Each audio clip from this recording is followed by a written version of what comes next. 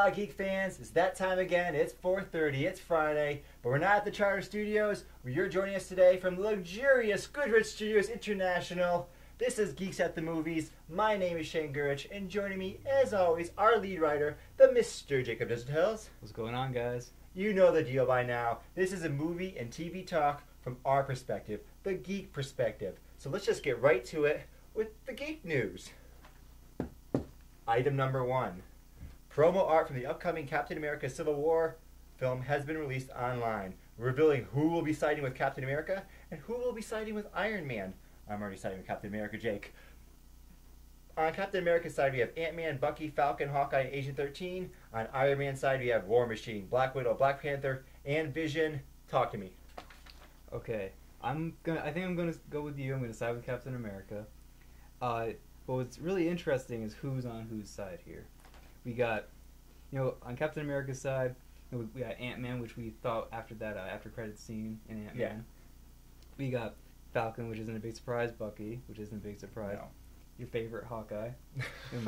And then what's really interesting is they're bringing back Agent 13 from Winter Soldier. She was that blonde that was his next door neighbor. Yep. And that I didn't really know that she was in this movie. So that's I didn't know she was really a thing. Yeah, they didn't really do anything with her in Winter Soldier, but we're gonna get more of her in this. And they also had in both pictures where it's just his team and then his team going against Iron Man's team. They had this weird plane in the background, and it's always on Captain America's side. I don't know what that plane is, but it's obviously a team player, I guess. And on Iron Man's side, War Machine. We always guess that. Black Widow, which is a little bit of a surprise because she has that friendship with Captain America. Right, I was really surprised about Black Widow. I thought they kind of screwed up her character because they had Black Widow seemingly with Captain America. Yeah. But then in Age of Ultron, she does this switcheroo and she's like, ooh, I want that Hulk. Ooh. What? I'm confused by this. And now she's with Iron Man? What? I mean, she did first appear in Iron Man 2.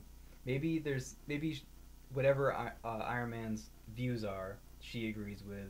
They'll go into that, I guess. Black Panther, I thought he was gonna be like the mediator role. Yeah. But I guess he's on Iron Man's side now. Vision, obviously not a big surprise because he was created by Iron Man. It's like his dad. Yeah. So I'm really interested to see like who's gonna fight who in this. Maybe there's like a double agent or something. Maybe Black Widow's a double agent because that's what she is basically. And right. The Black Widow role, I'm right now skeptical that she's actually with Iron Man. You say she was introduced in Iron Man 2. I guess maybe I forgot about that because I don't like Iron Man 2 as much as the other movies, so I try to put it out of my mind. But this really just is making me more excited. Yeah. They have the teams, they're ready to go, but it's also on a smaller scale. Yeah. So this is not going to be like, we read the comic book. We did a segment about the Winter Soldier, the comic book. You can check it out online on our YouTube channel. And that's an epic, right? Yeah. The Civil War, it's just there's so many characters involved in that.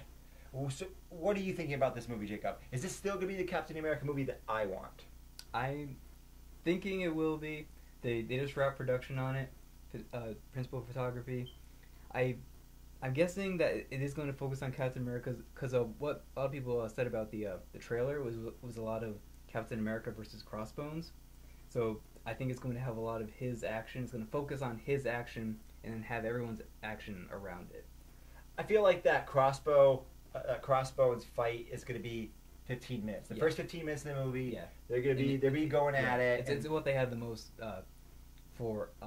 shot when they showed that trailer. Right, exactly. Yeah. Well, can you tell me about Crossbones? I mean, he was in the previous movies, right? Yeah. He almost died, but he didn't. Yeah, and I don't know the whole comic book lore of him, but he's basically a guy who gets messed up and then decides to become like an assassin, I guess. And then he focuses on going after Captain America because it's his fault that his body got all mutilated and everything. Does he have any powers? No. Should I care? No. So I shouldn't care. But he fits in this Captain America world because he doesn't have... Because Captain America, he has the super soldier serum, but he's not like God-like. He has like super strength, and that's pretty much it. So these characters that don't have superpowers kind of fit in his world. I'll grant you that, but it's a little different than the comic books. So I've been reading the comic books lately, and they increase Captain America's power in the movies. Because in the comic books, he's more like a Batman, like the peak of human perfection. Yeah.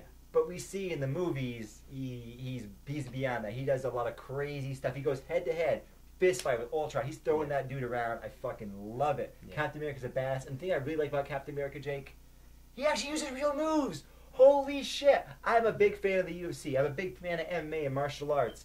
And I get sick of these comic book movies where they're dancing. It's a dance. Oh, it might be a cool looking dance. Don't get me wrong. I like dancing. That's cool. No problem. But I want fighting. And Captain America, he's using judo, he's using Muay Thai, he's kicking motherfuckers' ass, and it looks real and believable. And because he's, you know, a little bit beyond that of a human, it just makes it more fun. So when he kicks some dude, that dude doesn't just fall over. That dude flies, you know, 15 feet off like a boat. Yeah. It makes it so exciting. He's just powerful enough to make me go, all right, I can buy this guy fighting all these people, but he's not weak enough like Hawkeye, where it's like, oh, come on. You cannot be in this world. It doesn't make sense that you can exist in this world. I'm sorry. You're just not powerful enough. You would be eliminated very soon into any kind of battle that you're in. And even if he was, even though he's in this world, it kind of doesn't make sense that he's in the Avengers. But there, exactly. Yeah. Even if you say, well, what about Black Widow? She doesn't have any powers. Black Widow actually has a distinct role in the fact that she's a spy. Yeah. So she actually has a skill that the other Avengers don't really have. And even her, they upped her technology level in the Age of Ultron. She has that electro suit or something. Yeah. Why don't they give Hawkeye something cool? Yeah, at least give him more trick arrows. Something. Give me something. Yeah. But overall, I'm really excited about Captain America Civil War. We want to see Captain America Civil War. Geeks at the Movies is going to do a review. We're going to do so much about that because I love Captain America. Yeah. You love Captain America, Jake? Yes. I'm more optimistic about you, about how Tony Stark's personality plays out. But so I like him. I'm gonna see what his role in this movie is. But I'm pretty sure I'm gonna side with Captain America. Very well then. Let's move on to something that Jacob likes even more than Captain America. How is it possible? Well, here's how it's possible. Item number 2. A new teaser for the upcoming Star Wars The Force Awakens has been released online through Instagram. The teaser shows very little footage, but gives us our first shot of John Boyega's character, Finn, welding a lightsaber. Oh my. This was pretty badass. I gotta admit, I was geeking out a little bit here. I'm not as big a Star Wars fan as you, but I thought it was pretty cool. What did you think? Just these, 7 seconds, 10 to 15 seconds long, I was like, oh my god, I need to get ready for this movie. Because even if it's not that good, it's going to be epic. Right. It's going to be that classic, epic Star Wars scale. And just that one shot, that one of the 2 new shots we got, just Finn whipping out that lightsaber, it had me geeking out. Yeah, it was awesome. And like you said, regardless of the movie's quality, you're going to lie to yourself that it's good for at least most of the movie, so you're going to be pretty into it. Just like when I watched the prequels or I watched The Hobbit, I was like, yeah, this is awesome. And eventually a crushing blow is going to happen when we realize it's not so good, but I don't think that's going to be the case here. People have talked about this movie. I've heard some people saying, wait a second, let's pull back a little bit. What have we actually seen about the movie? We don't know anything about the characters. We've seen no scenes. We've seen no dialogue. Yeah. We don't really know a story particularly at all.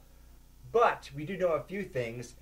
We know that the director has gone back to the roots of Star Wars. He's using more actual sets. Yeah. We've seen all those behind-the-scenes footages where they're in Abu Dhabi. I can't imagine being in the desert in those goddamn suits, Jake. That just must be amazing. His dedication to making a Star Wars film, a true Star Wars film, makes me optimistic. And because what was the director's name again? I'm totally blanking. J.J. Abrams. J.J. Abrams. Thank you. I blanked too. I was trying to lie on him. J.J. Abrams. He had those Star Trek movies. Yeah. I like those Star Trek movies. We can go into the issues about whether they're Star Trek or not. I don't think they are. But what they are is they really feel like Star Wars. They feel like that kind of movie, that kind of space fantasy adventure. So this makes me really pumped. Tell me more about how excited you are, because I know you're excited. I can't really explain how much I'm excited, Shane. Star Wars is like my life, basically. It's that franchise that I always go back to every time and time again. I watch the original trilogy every couple years because I just need to. How many times have you seen the original trilogy? I don't know. There's all those times when I was a kid, my parents showed it to me, so I don't know how many times that was. So, yeah, Star Wars it's like the franchise that's the most important to me, the most closest to my heart, and I'm really excited for this movie. Just seeing that one shot was like, I'm back in Star Wars. Let's do this. Yeah. Is he a Jedi? I don't think so, because we see him in the Stormtrooper outfit originally. I think. Or could he be undercover? Maybe he's infiltrating the Stormtroopers. Yeah. Well, what I think is probably the case is he's a Stormtrooper working for the Empire. Then he's like, I don't want to deal with these guys' crap anymore, so I'm gonna escape. He escapes, lands in the desert somewhere, comes across the I guess if there's a new order of the Jedi, comes across them, picks up a lightsaber, starts training, but he's not really a Jedi yet. Okay. What about Kylo Ren? Is he a Sith? What's going on? I'm hearing that he's not a Sith. Yeah, he's not a Sith. He's part of the Knights of Ren. That's where he gets his name from. So he actually has another name in the film, which is really interesting. And so, the Knights of Ren, people are saying like they're the new Sith, or maybe like Luke Skywalker started them as like the new order of the Jedi. It's not, I don't know what's going on there. I hope Luke didn't turn evil because that'd be dumb. I think. Yeah, that would be dumb. Are there gonna be Sith? Is that confirmed in the movie? Do they have that element of Star Wars, that classic Sith element? I think. I don't think there's no Sith, but I think the Knights of Ren are the new Sith, basically. They're taking the role of the Emperor, Darth Vader, Yeah. etc., etc. Yeah. Anything else that you want to say about this? Just get ready for the review that we're going to do of this in December when it comes out. Get ready for multiple reviews. We're going to go through this in the car. We're going to bring the camera with us. We're going to try to talk to people. They're going to probably kick us out of the seat, and then we didn't want to see the movie and it'll suck. But hopefully not, because we're really pumped for this. Yeah. But let us now move on to item number 3.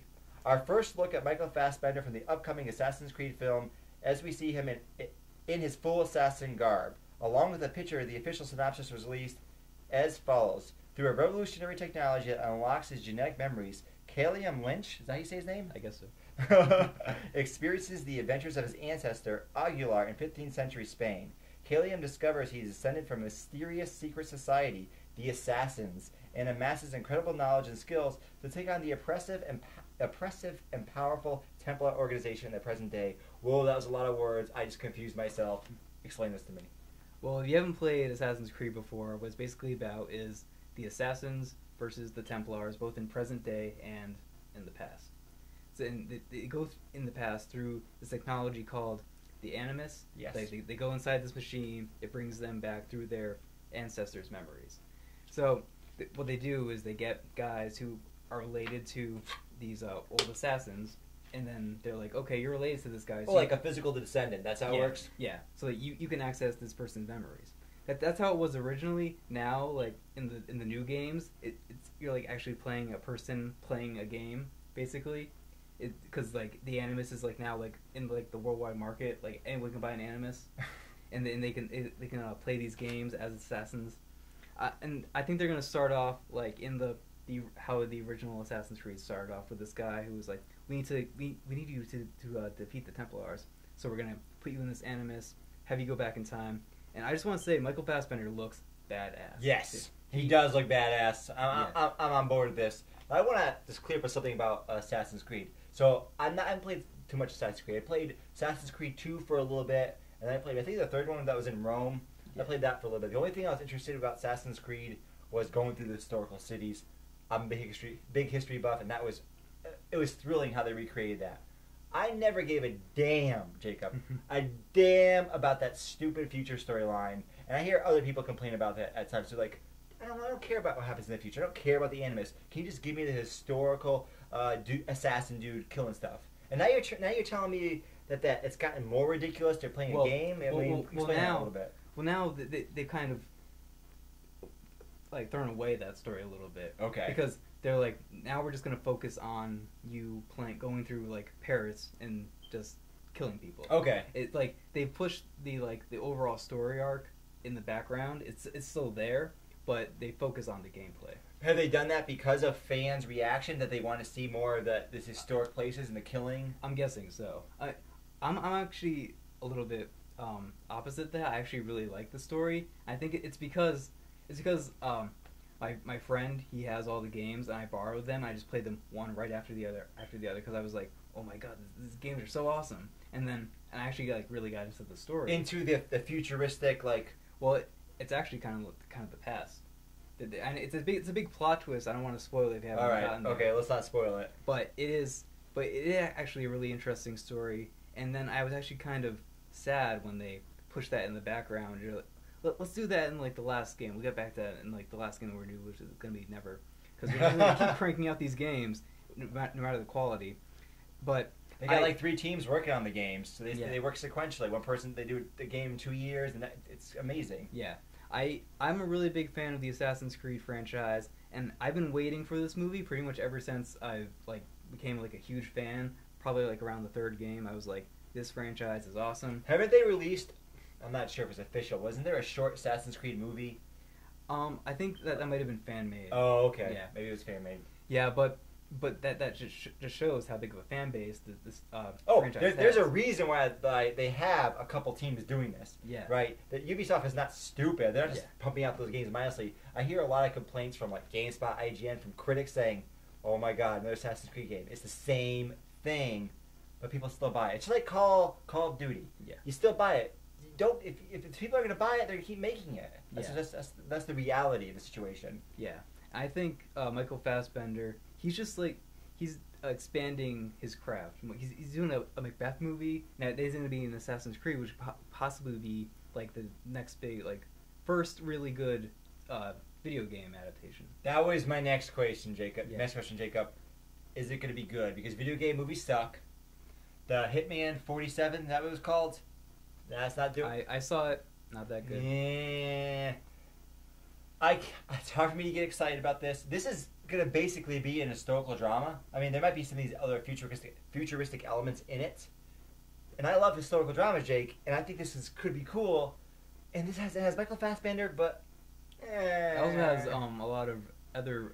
Well, I think it's only been 2 other cast members announced, but one of them was the actress that played as Talia al Ghul in The Dark Knight Rises. And apparently she's a really good actress. I mean, I've only seen her in that movie, but apparently she's very good. So they're getting the right talent behind this. But I agree, I might follow in the footsteps of the rest of the video game adaptations and not be a good movie. But I think they know what they're doing, hopefully, because the synopsis sounds really interesting. And the synopsis sounds interesting just because it sounds like an historical drama, which I would love, but I can't get myself excited for a video game movie. I've been disappointed too many times, Jacob. I've just been disappointed. Yeah. But another really interesting thing about the franchise as a whole is apparently this is going to take place in the same universe as the video games. It's just going to be another story. So it's going to be canon.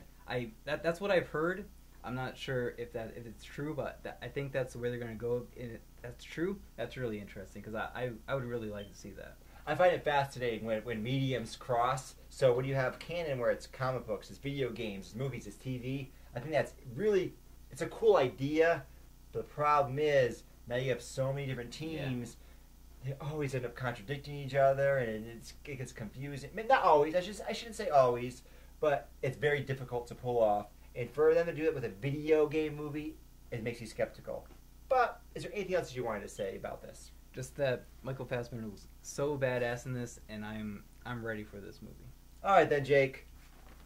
Item number, I just made this the fuck up. Let's talk about Michael Fassbender in his other new trailer. Yeah.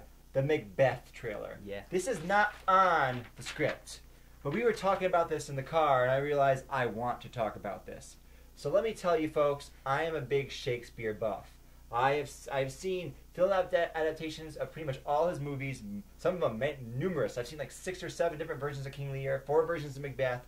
I'm interested in Shakespeare. I find him fascinating. He is an amazing writer. If you're not interested in Shakespeare and you're kind of scared of him because his language is weird and odd, it's true. It is kind of unusual and difficult to parse. But once you get through that, there's a lot of really cool stories and really actually neat poetry, the way the characters talk. Now, specifically talking about Macbeth, I remember the 1971 Roman Polanski film Macbeth. You had not seen it. No. I think it's amazing and beautiful. And the other Macbeth movies, though, I haven't been so impressed by that. They've been kind of. This trailer got me so pumped. Yes. The All Hail Macbeth, they just keep saying that in the background. The epic scenes of war, all the classic Macbeth lines and dialogue. I love it when they bring Shakespeare to life, and they do it so well. Now, I haven't seen the movie, but it looks like it's going to be great. What do you think, Jake? Yeah, I watched this trailer and I was blown away. And I'm not a big Shakespeare or like any kind of like old style plays. I'm not really interested in that. But just this trailer was just mind blowing. How amazing like the performances in this one trailer looked. Yes. Just Michael Fassbender as Macbeth was like, holy crap!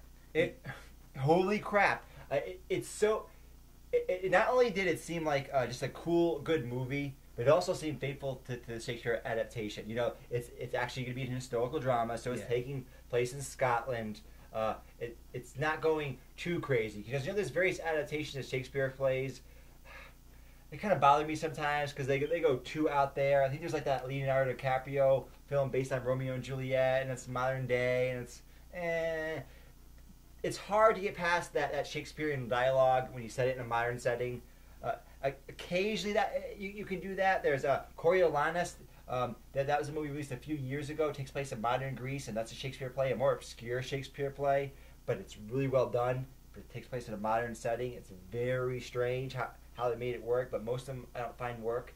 But this is what I want out of Shakespeare. I want Shakespeare, because Shakespeare did history plays. So Shakespeare himself made historical dramas. He has a whole series of history plays.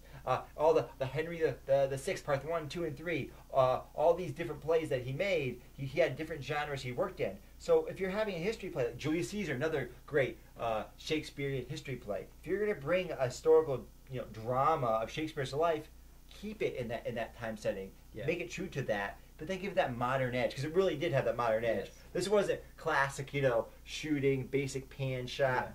Yeah. No, this was modern shot, modern editing. It was fantastic. Yeah, I was about to say, I think what was most captivating about this trailer was that it's a huge scale. Yes. You see the battles that playing out. I don't think I've seen a Macbeth movie where you really actually see the battles. It's always implied, or you see like part of the battle. Yeah, because what I don't like about these usual Shakespeare adaptations is it's really just people talking in a room. Yes.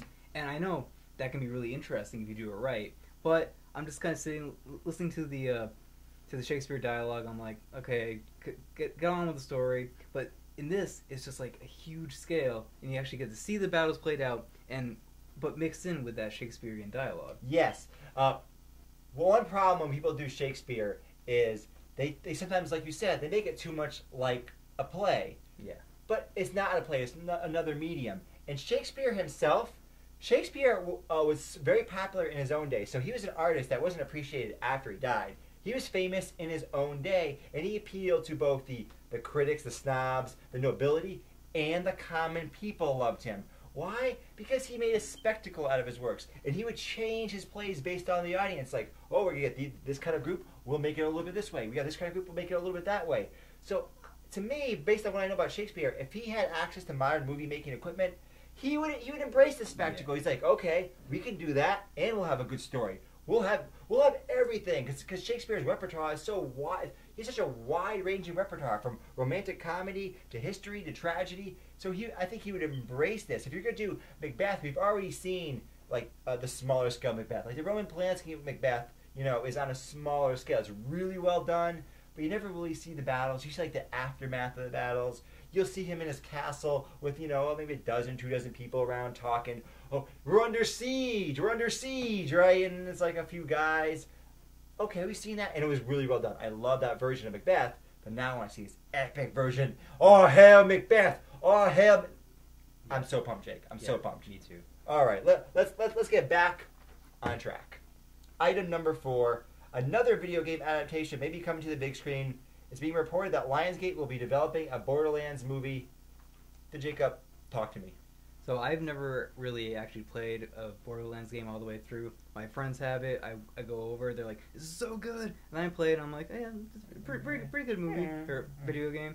And then, but I think it does serve really well as a movie. I don't know anything about the story, but what I've seen is like it's kind of like Mad Max with Yes. like that really really wide desert scale. It's like people riding on their weird Yes. vehicles.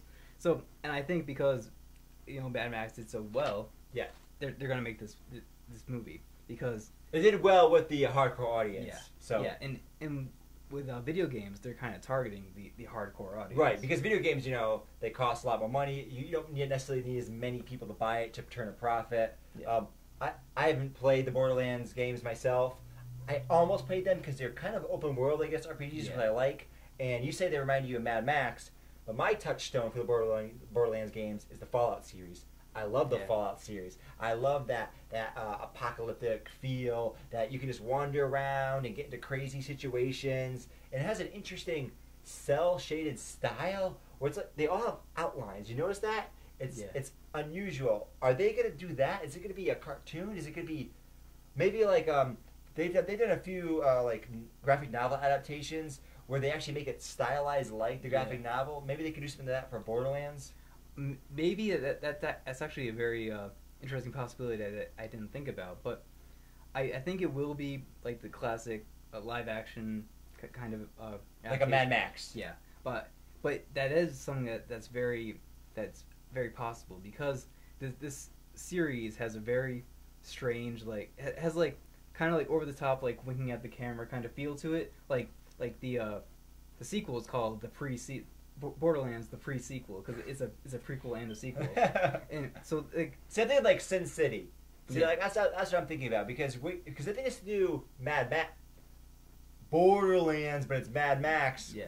Why don't I just watch Mad Max? Well, Yeah. You got to differentiate. You got to make it something interesting that's not quite the same. I think they could make this really funny because Okay. it has like that tongue-in-cheek kind of feel to it. So that they can make it really they can give it a comedy edge, which is something that Mad Max totally doesn't have. Right. No. So they give it a comedy edge. Have all these really interesting characters that I've seen. I don't know anything about them, but they add so much to the story and how how the game feels, how it has like that comedy background, and I think this could be a very good movie. I want to read up more on the Borderlands series itself first. Yes. Now, and as you talk to me, I thought of one other thing: budget. Yeah. If they went the Sin City route, or where they made it like stylized and they shot it in the desert, I think you make it cheaper because you use a lot of computer graphics to replicate, more people are on the screen than there actually are in graphics, and you don't need as impressive CGI to do that photorealistic look because you're doing that cartoony outline look.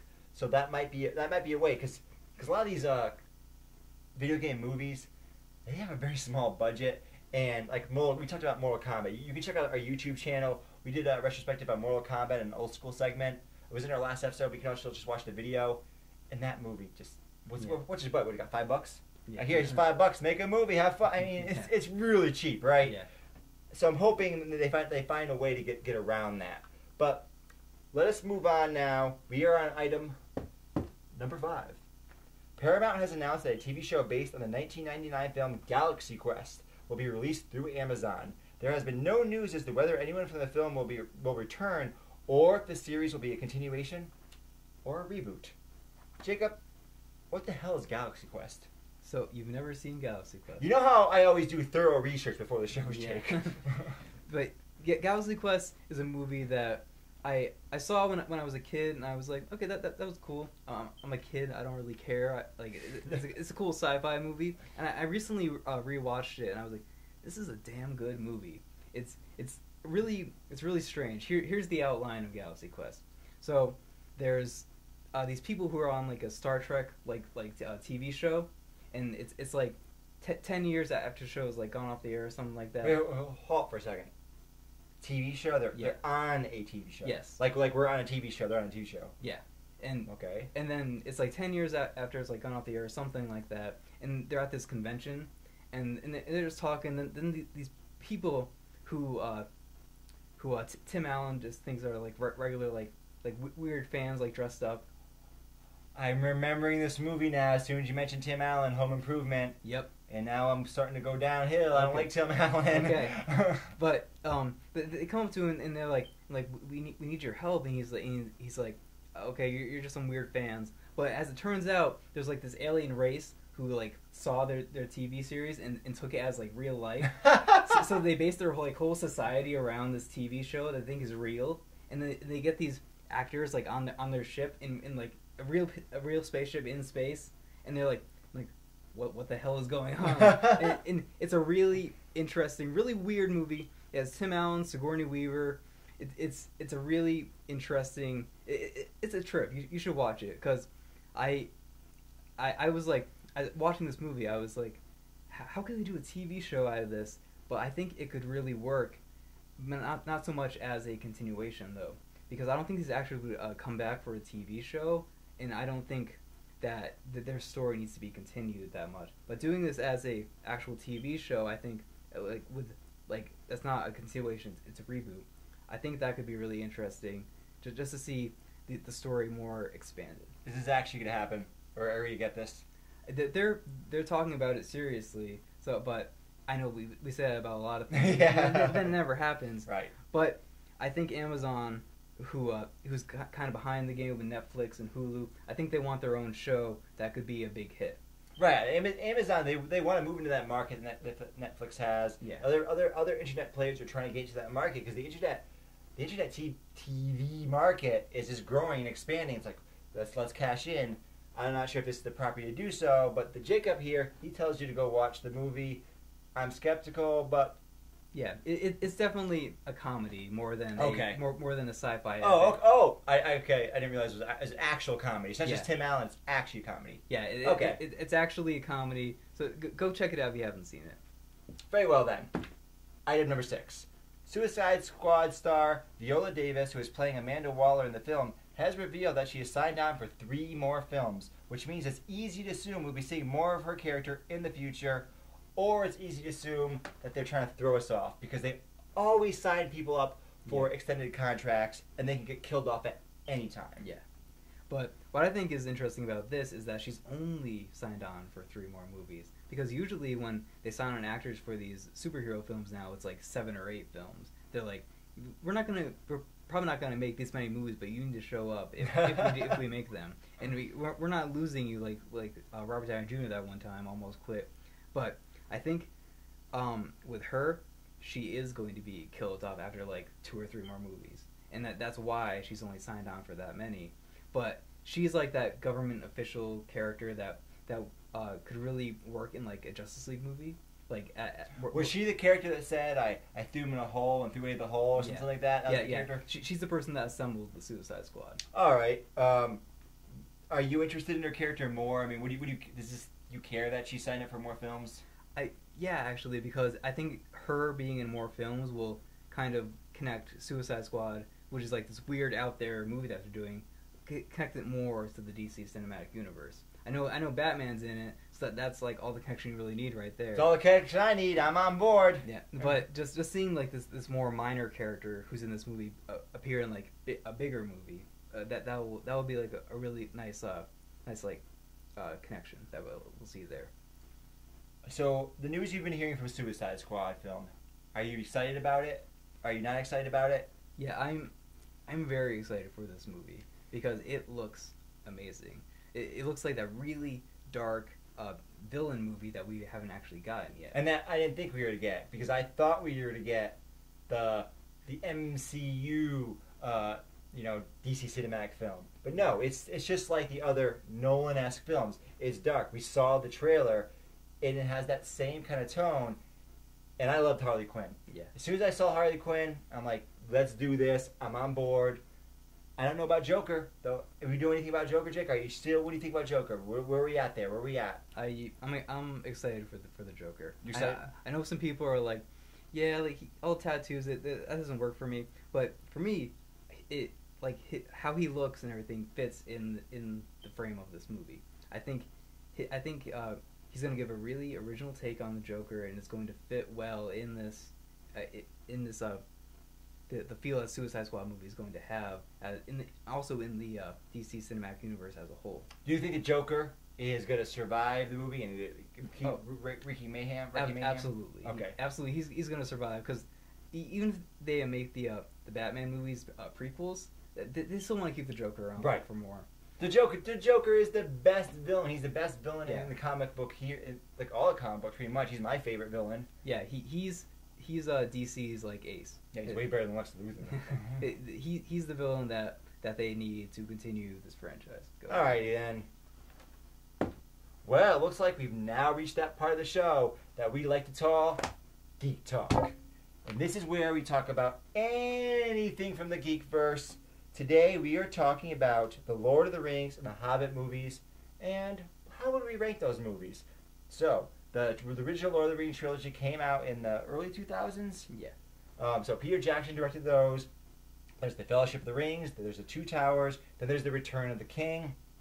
Flash forward 10 years or so later, we have the Hobbit, and then the second Hobbit movie and the third Hobbit movie. I forgot the names because the Hobbit movies, they're just not quite as good as the original trilogy. Jacob, tell me, are we starting from the bottom or are we starting from the top? We're going to start from the least favorite to the favorite. Okay, let's start with the worst trash. Give it to me. Okay, so the Hobbit movies are on a totally different scale from the Lord of the Rings movie for me. So it's basically going to be all Hobbit and all Lord of the Rings. Here we go. My least favorite, absolute trash movie, I think, is the Battle of the Five Armies. Ooh. I hated that movie. I mean, and coming out of the theater, I was like, yeah, that was really good. All my friends were talking about it. One of them was like, I feel like that wasn't a very good movie. And then I thought about it, and I was like, yeah, you're absolutely right. You're absolutely right. And then after that is the first Hobbit movie, which I actually liked. I actually liked the first Hobbit movie, and I had a fun time with it, but it wasn't as good. And then the top of the Hobbit movies for me is Desolation of Smaug, because that movie was what I wanted out of this Hobbit trilogy. It had that really epic scale to it. It had good performances. It had pretty good CGI for what we saw from Smaug. For Smaug, yeah, good CGI. The other stuff, man, I don't know about that. And that one had a really good story. It brought the aspects of the book to life that I wanted to see, like the barrel ride. That was so much fun. And the barrel ride it was so much fun, which is like how the Hobbit is. The Hobbit, J.R.R. Tolkien wrote as a children's book. It is not this epic that Lord of the Rings is. Lord of the Rings is like this. If you count all three books, which he wrote it as one book, it's this 1,000-page epic. The Hobbit is only a few hundred pages. The exposition is significantly simpler. Just this everything they get involved in has a lighter tone. And this was the problem with the Hobbit films. They tried to do this weird mishmash of the Hobbit, Lord of the Rings. Yeah. So Lord of the Rings was that epic of epics. It is that classic fantasy epic, good versus evil, huge, big scale. And it was awesome. I loved it. And Peter Jackson's like, let's make the Hobbit huge and big scale. Let's take this little book and make it 3 fucking movies. Yeah. So let me give you my bottom 3. Okay. Before we move on to the top 3, which we already knew were going to be Lord of the Rings. So my bottom one is actually the first Hobbit film. Jacob, they fucked up Radagast the Brown. There are only, in the actual book series, there are only 5 wizards. 5 wizards. 5. There's Saruman the White, Gandalf the Grey, Radagast the Brown, and 2 dudes they don't really talk about. Right? Okay. These characters are badass, right? Saruman is badass. Gandalf is amazing. Radagast, in the book, we don't know too much about him, but in the Hobbit movies, Peter Jackson decided to put bird shit on his face. Fuck you, Peter Jackson, for putting bird shit on Radagast's face. That pissed me off so much. I almost wanted to walk out of the theater when I see that. As soon as they showed Radagast, at first I was confused. I'm like, wait, like maybe he was like in a fight, like maybe like he. I was literally confused what was happening. Like what's on his face? Like how I am right now, confused just thinking about it. And then I realized, no, wait, this is just part of his makeup and costume. This is how he is in every fucking scene. He has bird shit on his face. Why does he have bird shit? Jacob, why does he have bird shit on his face? I don't know. But But for me, what did you think about Radagast? I didn't care because I literally knew nothing about this character before. But he's a fucking stupid character regardless, isn't he? Yeah. What character has bird shit on his face? Yeah. I didn't even really notice that, and I didn't really. I was confused by his character as well, but that was because I didn't really know who he was. Okay. And I felt like Peter Jackson kind of just threw him in there. But yeah, that's the other problem. You're right. There's a lot of characters you're confused by, and in the Lord of the Rings, there are a lot of characters. It's true. It can get confusing. I mean, I've watched Lord of the Rings with like other people, and they go, Shane, who's that? Wait, who was that guy? Wait, was that the elf? Wait, was that guy? And they can't. It's hard to follow. Yeah. It's the same way with the Hobbit. It's confusing. But why? Like, why do you not? Why do you think so my second least worst film is the last one. What's the last one called? Battle of the Five Armies. The Battle of the Five Armies. Why do you rank the Battle of the Five Armies worse than the original Hobbit? Because it was just one giant battle scene, but done very poorly.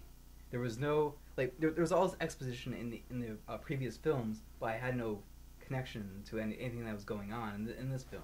He's kind of like Peter Jackson, just kind of like he cut this off from the other movies. And was like, this is gonna be one giant battle scene, extended, stupid, fucking battle scene. It's not gonna make any sense. It's just gonna be like all this mismatch of people fighting all at once. It's not gonna make any sense at all. Like there was that scene where what's Orlando Bloom's character called again? Legolas. Yeah, Legolas. He's like going, like he's fighting on this bridge made out of ice, and it's breaking apart. And he's just like he's climbing up the bridge as it's breaking apart, and it just looks so dumb. He could have made it really cool and it made it like emotion based, like these battle scenes, but he made them all action based, and they just didn't work. I don't know. This movie, if you haven't seen it, or you have seen it, comment in the section below and tell us what you think about it, because it didn't make any sense to me why he did this with this movie. Okay, I think I'm sensing the difference here. So you didn't read? Did you read the book Hobbit? I did, but it was when I was a kid. Okay, so you don't remember it. Not Because this is a key part of the book. The Battle of the Five Armies is a major plot point in the book. Yeah. So I immediately knew what was going on. I understood all the players. I understood their motivations. I knew that. I was like, okay, this makes sense. Cool, this is what they did in the book. So I got all that. And I'm sensing you were confused by a lot of it. And I'm imagining if you didn't read the book and you don't remember the book, you're going to be fucking confused too, because Peter Jackson made this CGI mess of a battle, just like you said.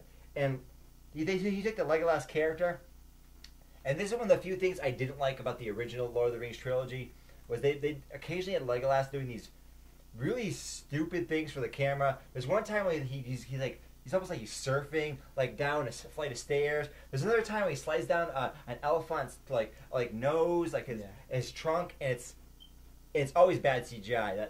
You can tell it's fake, and it's like, oh, look at this cool badass moment, and it's really just a lame moment. Yeah. And they brought that to a next level with the Hobbit, with Legolas doing even more ridiculous, stupid shit. But the battle itself, I actually thought was kind of neat because I really wanted to see the Battle of the Five Armies. But put that aside, I actually liked the final battle between that orc dude, I can't remember his name, and the dwarf lord, which I also can't remember his name right now. Yeah. I thought that battle actually was pretty well done, pretty well shot, and at times there was dramatic tension, and it was really cool. Like at one point he's under the ice and he breaks free, and they're fighting. First of all, it's way too long. This final battle between I agree with Thorin, right? Yeah. Thorin Oakenshield, Yeah. the dwarf king, and this orc guy. It just goes on forever and ever. But there's points in the battle where the choreography, I think, is very well done.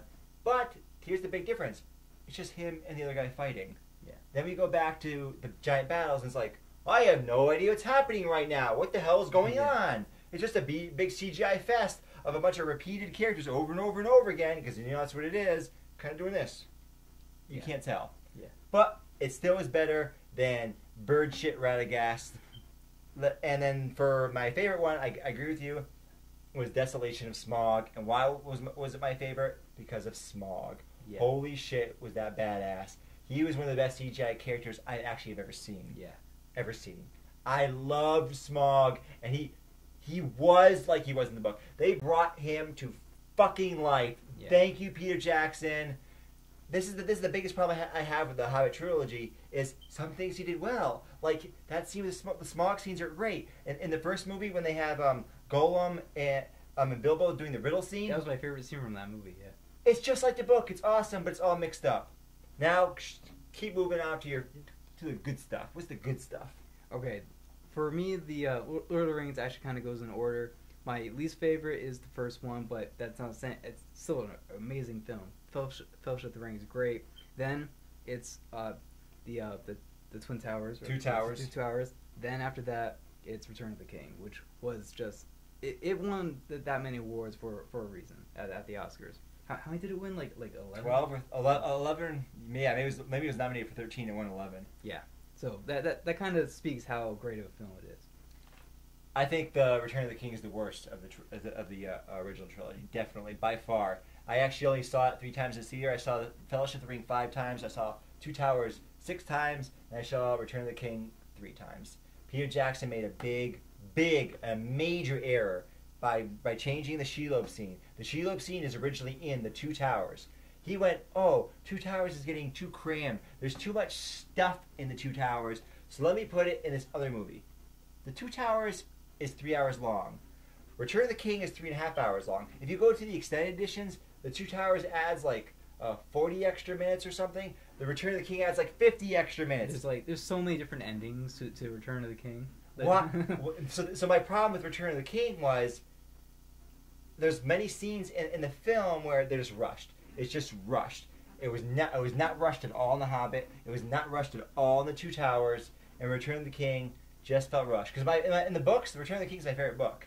But it was my least favorite in the movies. Yeah. The Fellowship of the Ring, I have a friend who he thinks The Fellowship is his favorite movie. Because he said it just so embodied Lord of the Rings. I agree with that statement that The Fellowship of the Ring definitely had a lot of really awesome moments that were like, this is like right out of the book. Yes. There's that scene with the what are those cloaked figures called? The Nazgul. They're hiding under that. Like, under that root, and he's like creeping over. I was like, holy shit! This is Lord of the Rings. Right. Yes. And they had that, and they really focused in the Fellowship of the Ring more on the hobbits. So some people complain that because in the books they really focus on the hobbits. I mean, yes, Gandalf's a major character in the books, but Gandalf becomes like the main character in the movies, and he wasn't that in the books. He was not. Yeah. He was a legitimately ensemble cast. Where here they say the hobbits were pushed aside, especially in Lord of the Rings. They say they're pushed in Return of the King. They're pushed aside. They don't do much till the very end. That doesn't really bother me so much because it's a different thing. It's a different medium. I just wish Return of the King. Why did they put that 20 minutes that Shelob scene? It should have been in the Two Towers, and they could and the Return of the King could have still been just as long as it was before. But now give it room to breathe. Yeah. But overall, Jacob. You like the Lord of the Rings. Yes. I love the Lord of the Rings are some of my favorite films.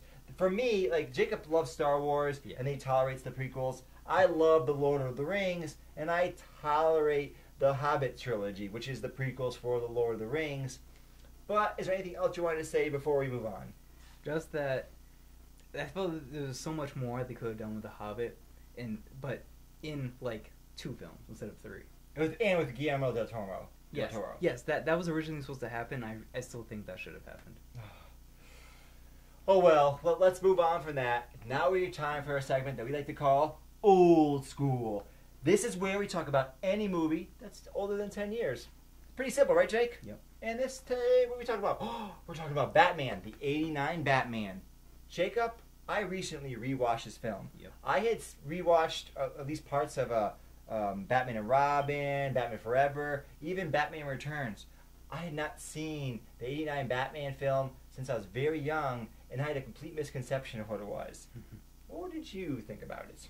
But actually, like you, I hadn't seen this movie since I was very young. I remember I rewatched Batman Returns when I was a kid. I saw that movie so many times. I just loved it. My parents were like, okay, we'll put it in again. And then I just loved that movie. And I only saw the original Batman like a few times when I was a kid. And then I recently rewatched it, and I was like, this movie is so different from what I remember. Yes, that's exactly what I thought. It's a superhero movie, but it's a totally different superhero movie from something that I've ever seen before. It had like Gotham City, first of all, has like this really gothic feel to it. Yep. Like Tim Burton, like that's his like classic style. This is like this is like basically a classic Tim Burton movie. Yes. He put so much of his flavor into this, and the set design it's Tim Burton. Yeah, and it worked. I felt like, and Michael Keaton as Batman, I was like, he's not Batman. I don't know. I was just like, he's Bruce Wayne, I guess, but Batman, it just didn't really work for me. I know that's like, kind of like sacrilegious to say because he was like the first Batman. Everyone was like, yeah, this is a great Batman movie, and Michael Keaton is a perfect Batman. But that wasn't the case for me. But the story elements of this were really interesting. It was basically like a comic book come to life because so much cheese, so much campiness, but in kind of like a really dark, kind of more realistic setting. So, what did you think of this movie? Sucks. Wow, this is bad. Michael Keaton is terrible. He's terrible, Bruce Wayne. Embarrassingly bad. He is not the playboy billionaire that Bruce Wayne is. He is not that. He is. Hey, what's up? Hey, how you doing? Could you speak up? What'd you say? I can't fucking hear him half the time. It reminds me of the Unbreakable Bruce Willis. I can barely hear what he's saying. I was like, can you say something? And he's really kind of awkward. He's not suave and like the ladies' man. And then his Batman. His Batman is so utterly, ridiculously terrible. I'm Batman and I can't move my neck. I'm Batman and I can't move my neck. Weird rubber suit. His fight scenes are all embarrassingly bad. But here's my biggest problem with the film. Jacob, I'm going to show you how I looked when I was watching this film. You were bored out of your mind? It was so boring. This film is so boring. The scenes go on and on and on. Are you still on your date with this fucking woman? And on and on. You're still on the date? Oh, come on. See, I kind of disagree with you with that. I thought this movie had a really good pace to it, but I do agree. I was like, when did we get to see fucking Batman again? Yeah. Like, come on. It's been like half the movie. We've only seen him once. Like, what's going on here?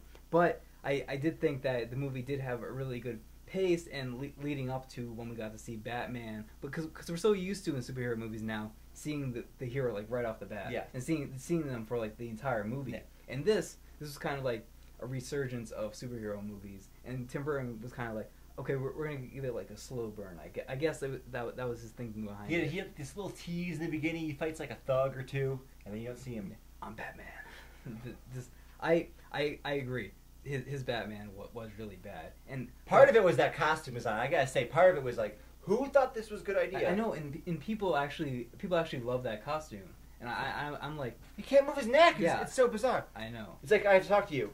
Hey, it's awkward. It's very strange. But here's something that I wanted to point out about this movie and in Batman Returns.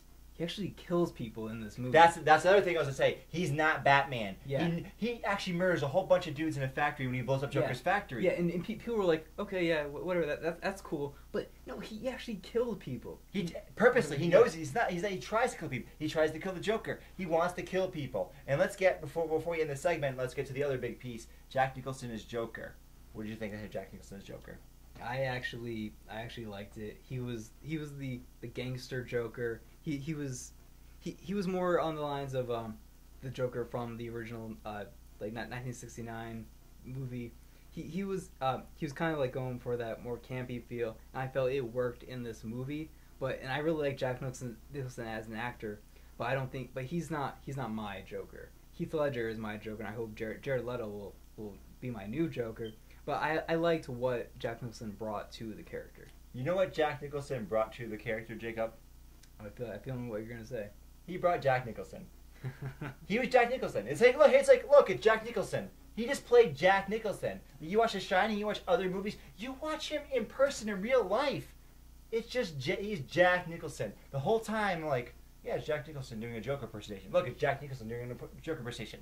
Now I want to say he's not terrible. He has a number of times in the movie where he has a number of like funny gags, where he does something ridiculous out of nowhere, which is like classic Joker. Yeah.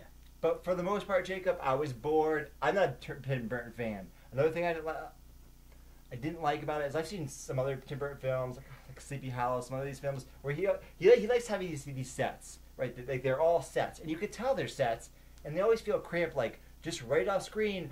There's the boom mic, right? Yeah. It feels like they're on a set and not in a Yeah. city. I think what the whole thing with the set of this movie was because he was trying to make it like a comic book movie. But he does that in his other movies though, like Yeah. Sleepy Hollow. It's Yeah. like, oh shit, that those end of those trees there. Here's some dudes, you know. There's the gopher, get Yeah. in my coffee. Yeah, You know?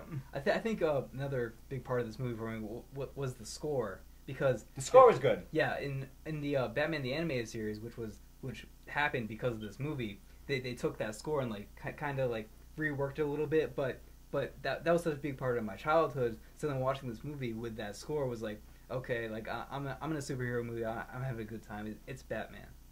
You should check it out because it's one of the first revivals of the superhero genre, and a lot of people do like it. I don't care for it. Jacob, do you like it overall? You gonna recommend it? What do you think? Yeah, I give it like a 7 out of 10. It's good for what it is.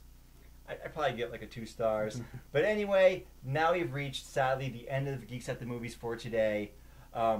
If you're watching this on YouTube, you should know that we're an actual TV show. You can check us out on Charter 182 and CBC 5. We're in the Eastern Connecticut area. If you're watching on TV, well, go to our YouTube channel. Just type in Geeks at the Movies, put it in the quotes, go to the actual channel for all our latest content. We now have a Twitter account. It's Geeks at the Movie. Just drop the S. Twitter us, do all that thing. The Jacob runs that. I have no idea what's going on. You can check us out on Facebook, Geeks at the Movies.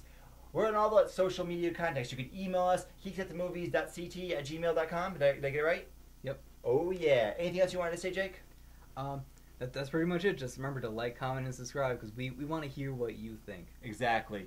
So, my name is Shane Goodrich. This is Jacob Does It Tells. and we've been Geeks at the Movies. Hardcore.